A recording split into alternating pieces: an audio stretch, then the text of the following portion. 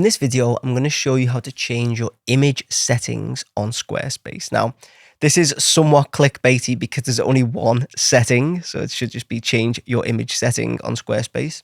But it's quite an important setting to have, and it is whether you save your images on your website as WebP or not. So I'm going to show you how to set that on your site now. So on our site, all we need to do is hit settings, so this cog down here, and under website, you're going to find image settings. So we head down here, right at the bottom, we've got image settings.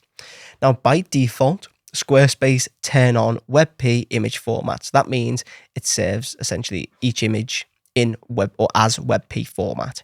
If you don't want them to do that, you can just untoggle this and hit save, and then Squarespace will save the original image format. One note with this, so if it is saving WebP, and the visitor's browser doesn't support WebP, it will save the image in a PNG or JPEG or whatever format you've uploaded it to Squarespace in. So hopefully you found that useful.